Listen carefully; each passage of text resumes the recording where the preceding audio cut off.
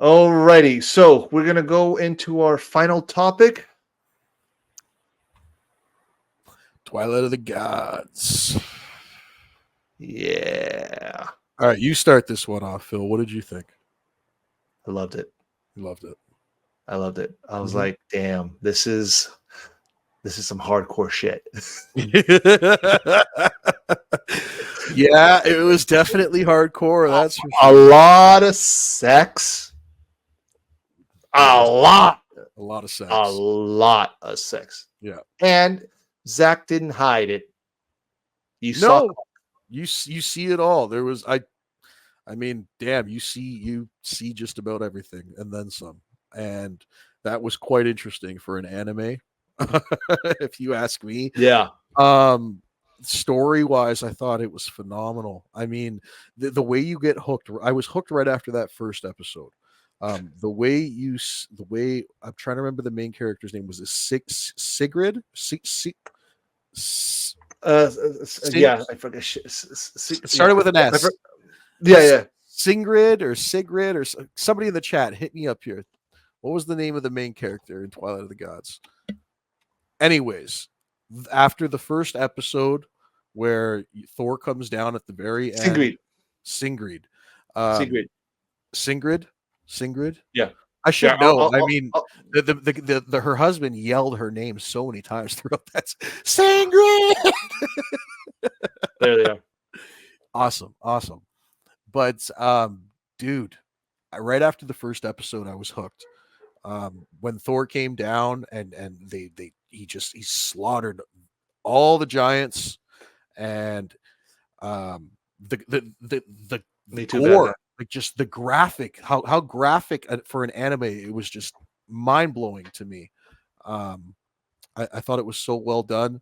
The version of Loki that you got in this is hands down my favorite interpretation of Loki I think I've seen so far. Um, what else did you think, Phil?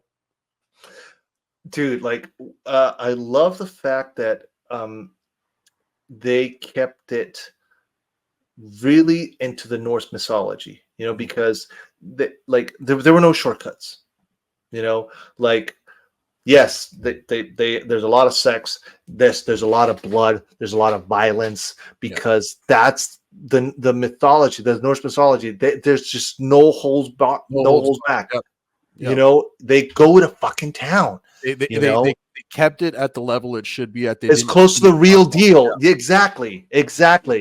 And remember, Zach studies all this. He loves mythology, so he reads all this. So and also think about it, when you see like sculptures and paintings, and you see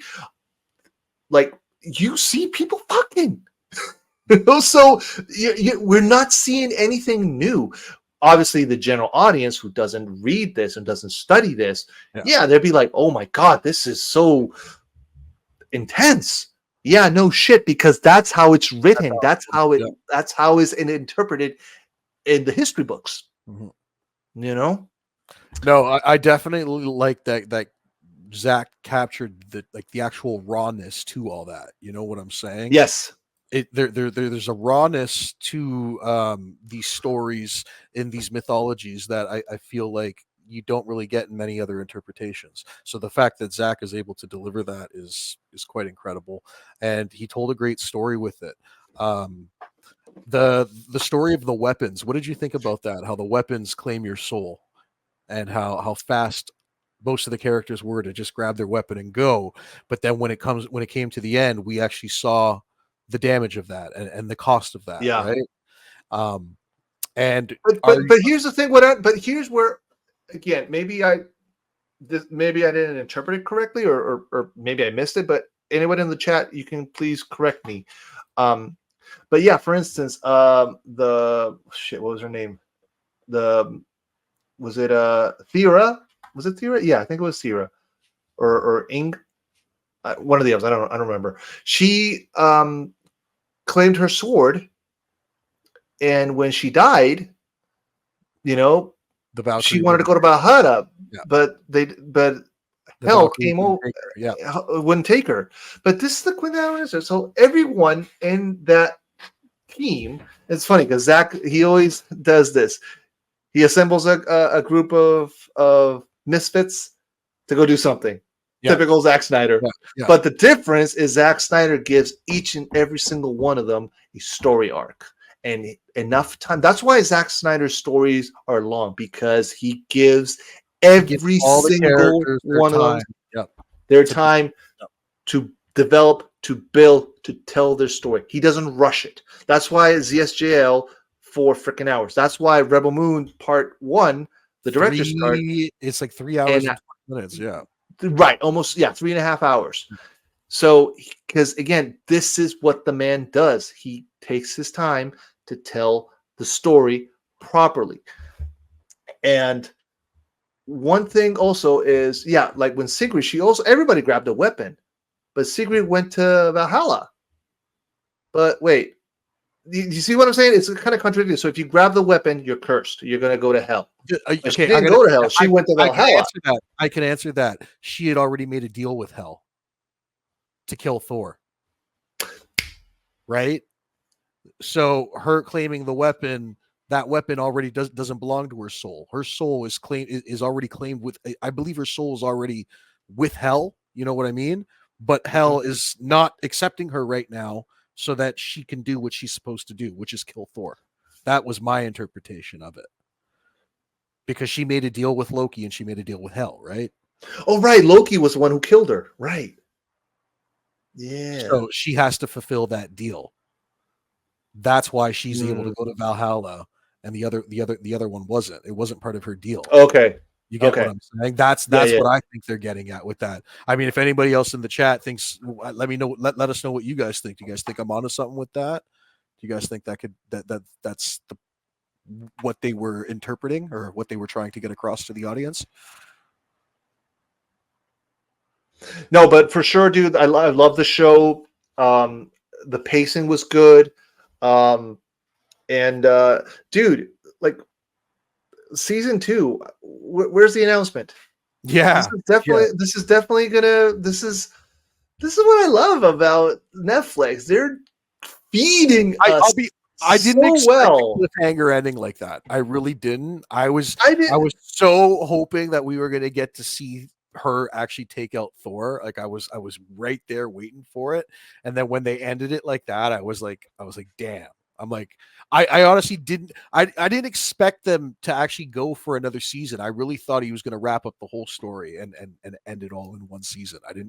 I didn't expect them to go for another one, but I'm down for another one because that's how much I enjoyed it. So I'm all for it, dude. Zack, I still want.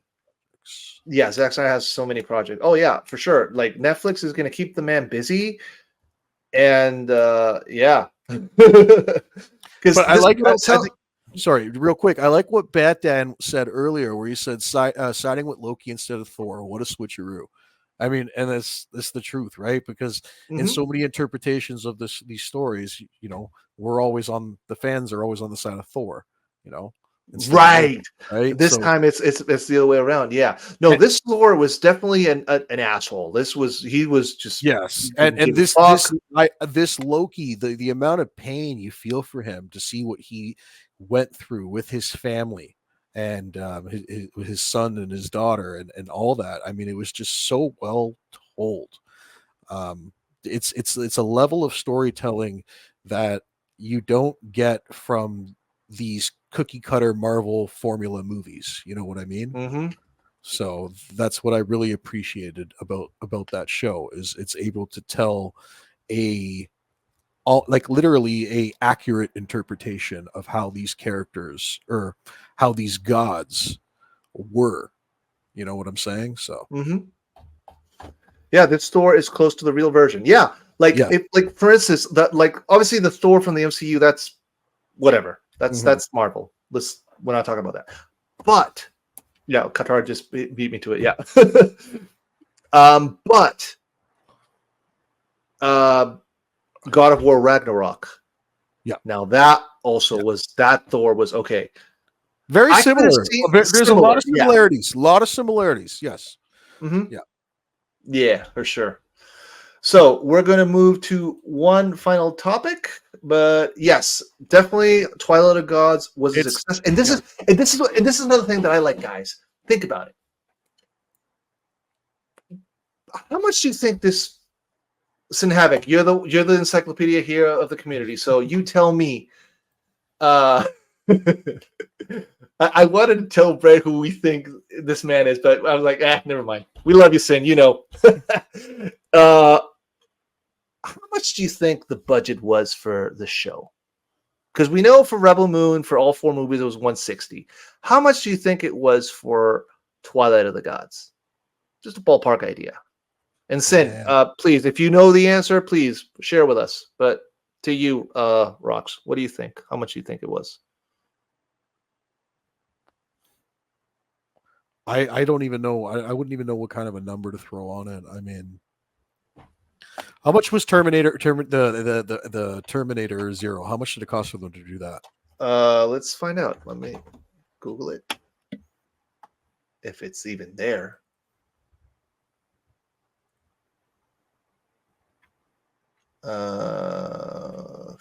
Production. Yeah, no, it's not there. Not there. It's not in there. Yeah. Yeah. I mean, okay, let's take a wild guess. I'm going to throw a number. I'm going to say 30. No more than 30. For Twilight, 30. You think that's that? No, actually, no. I'm sorry. No. I think a lot less. Yeah, you're right. I think that's a lot because now that I think about it, because voice acting is a lot cheaper than having actual actors in the cast. Yeah, on set. Because you're not spending on sets. That. The budget here was in the animation. Okay. Right. The budget here was 100% in the animation. So I would go. Okay, so I'm gonna go no more than 20. I'd say that's pretty fair. Yeah, I mean, I think they could probably have accomplished what they did with less. It's just it's hard to put a number on it because the thing is that you also have to figure about you also have to include their marketing and all that kind of stuff. You know what I mean? So it's kind of hard to. I think it's harder to throw a number on animation than it is on live action and live films.